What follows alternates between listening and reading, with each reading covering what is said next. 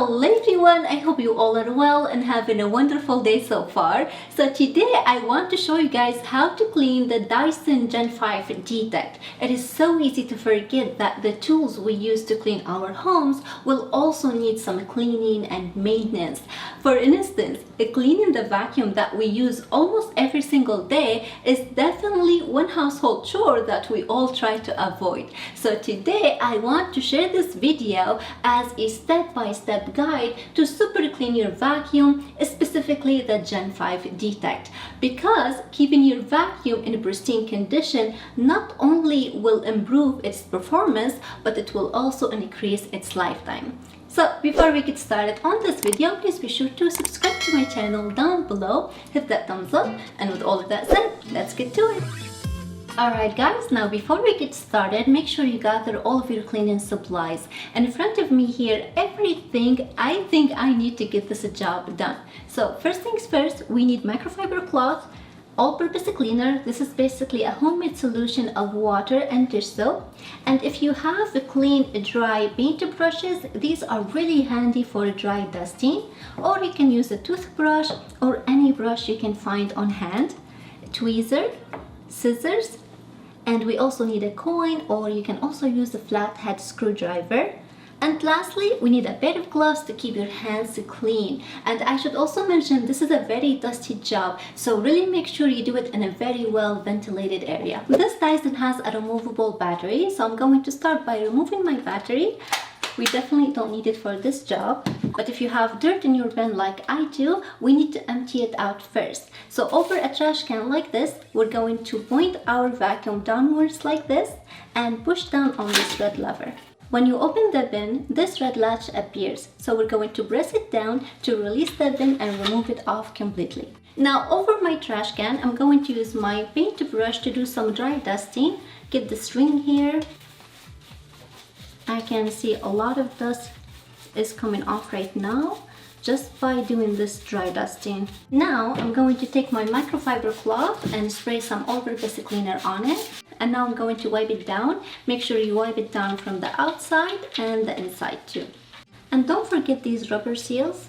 Alright, that looks good for now. And because we need to make sure the bin and seals are completely dry, I'm going to set it off to the side open like this so it can air dry. Now to clean the Cyclone, you can start by gently tapping it over your trash can or over a hard surface to remove any dirt that is trapped on the inside. And now I'm going to use my brush to brush away any dirt from this mesh area.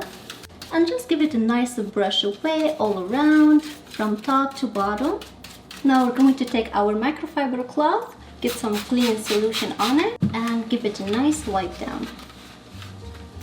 With the bin removed, now we can look inside this air inlet, see if there's any blockage. I would also check this inlet here where the wand meets the vacuum, see if there's anything inside. Now you can remove it. I don't have anything, but it is good to check because these are common area for blockages. Alright, now once you're happy with it, we're going to remove the filter so we can wash it. So to do that, just twist your filter anti-clockwise like this and just pull it away from the machine. Now if your filter has a lot of dirt in it, you can gently tap it over your trash can to remove any loose dirt and debris. And this filter is washable, so we're going to run it under cold water and rinse it really well. Once you see the water runs clear, now you can give it a firm few shakes and just set it on the side so it can dry for 24 hours. Next, we're going to clean the motor bar head. So turn it upside down and first use your coin to twist and unlock the cap. Now pull your brush bar up. This Dyson has anti-tangle technology which reduces the amount of hair you get. So as you can see, my brush doesn't have any hair wrapped around it. But if yours has, you can use a pair of scissors to cut the hair and threads and just remove them by hand. And according to Dyson, this motor bar head and the brush are not washable, so we're just going to wipe them down. But as you know by now, I like to use my paintbrush and toothbrush to do some dry dusting to remove the majority of the dirt first before we get things wet, and then we can wipe it down. Remove this end cap so we can wipe it down. And I can see I have some dirt here, so I'm going to use my paintbrush to dust this off. Now I'll just give the whole thing a wipe down. Moving on to clean the motor bar head cover. So check this corner here, it always likes to hide dirt. So if you have anything, use your tweezer to pull it out. Moving on to clean this motor bar cleaner cover. Now this is the most difficult to clean, especially if you accidentally pick up liquid. The liquid with the dirt create this foggy kind of overcast. It happens to me all the time when I'm vacuuming my kitchen. There's always some water somewhere. But I'm going to do my best to get in here and clean it really well. I'm going to use this toothbrush to get inside these teeth here. Use anything to drive your rag behind the motor all the way to the back. Once you have it like this, now you can pull both sides from each end to clean it really well. Alright, not bad at all. I'm really happy with the way it turned out. And while you're here, make sure you check this air bath on both sides, make sure it's clear. But once you're happy with it, just give it a final wipe down on the outside as well, and let's move on. Next, we're going to clean the hair screw tool. Now consider this as the mini version of the motorized head, so it's very similar to clean. We're going to start by removing the brush bar, and to do that, put this blade down and press down on this red lever. Now pull the cover out. You can also remove the brush. And again, if you have any hair wrapped around here, use your scissor to trim it and remove it. If not, just give the whole thing a good wipe down. And once you're happy with the results, we can put it back together.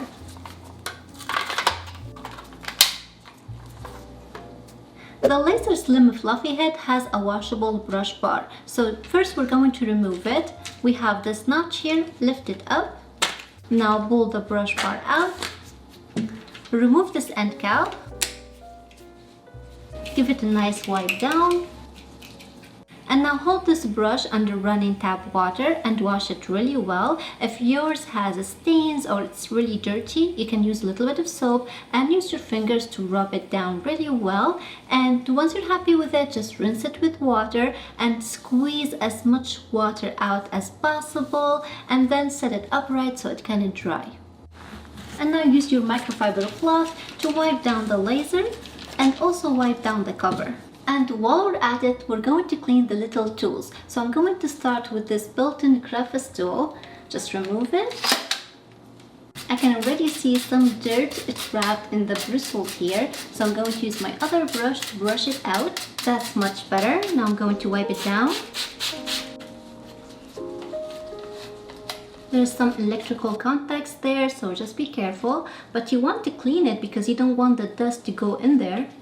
And now you can look inside the tube and make sure it is clear. And also while the wand is removed, you can also check both ends, make sure it's clear and you don't have any blockages in there. That looks good, so we're going to wipe it down. Lastly, we're going to look at the combination tool and the crevice tool. Now these are washable because we don't have electrical contacts on them. So if yours are really dirty, you can actually just take them to the sink and wash them under running water and just to clean them. You can use soap if you want. Just allow them to dry for 24 hours and then you can use them again. But mine are actually not bad at all. So I'm going to be satisfied enough by brushing them and wiping them down. Alright guys, so it's been long enough, all my parts are completely dry and now it is time to reassemble our vacuum. So I'm going to start with my filter. We're going to align it and twist it back in position. And now when you are reassembling the bin, make sure this gray part goes between the red latch and the bin itself. Now just push it to close it. And reattach the battery.